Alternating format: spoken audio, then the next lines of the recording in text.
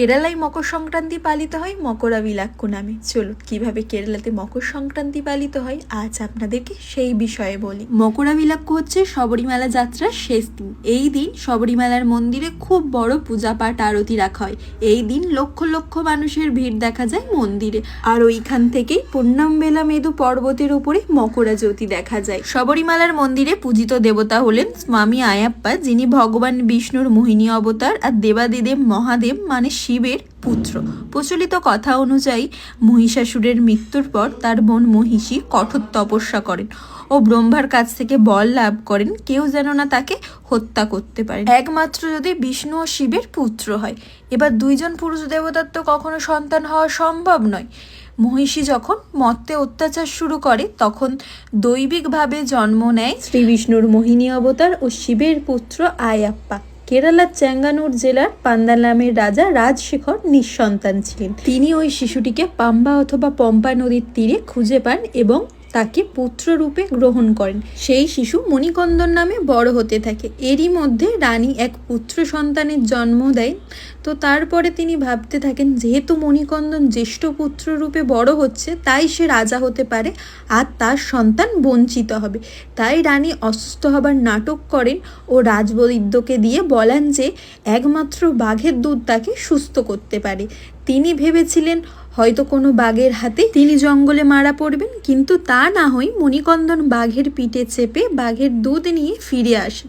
তখন সবাই বুঝতে পারেন যে তিনি কোনো সাধারণ বালক নন। এরই মধ্যে তিনি জানতে পারেন সমস্ত পরিকল্পনা। এই সময়কালের মধ্যেই তিনি মহিষীকে বধ করেছিলেন। তো এই পরিকল্পনা শোনার পর আর তিনি রাজবাড়িতে থাকতে চাননি, প্রাসাদ থেকে বেরিয়ে যেতে চেয়েছিলেন, বলা ভালো বিলীন হতে চেয়েছিলেন। কিন্তু পালিত পিতার অনুরোধে তিনি থেকে যান। তবে তিনি বলেন তিনি প্রাসাদে থাকবেন না এবং তিনি ব্রহ্মচারী হয়ে গিয়েছিলেন।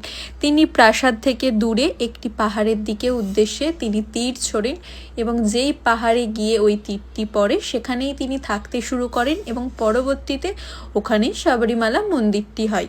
যেহেতু তিনি ব্রহ্মচারী হয়ে গিয়েছিলেন তাই ওনার মন্দিরে মহিলারা প্রবেশ করতে পারেন না।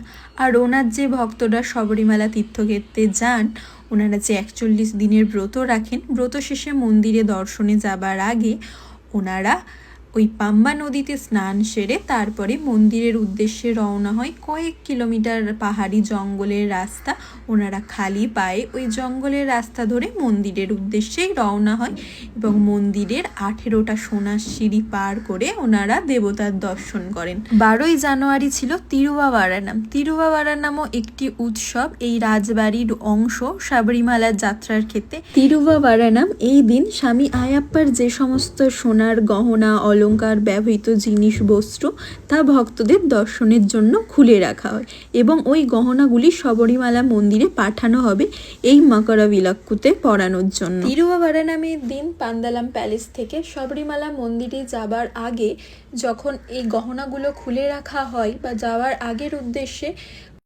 যাত্রার আগে বিস্ময়করভাবে দুটি ঈগল পাখিকে প্যালেসের উপরে আকাশে ঘুরতে দেখা যায়।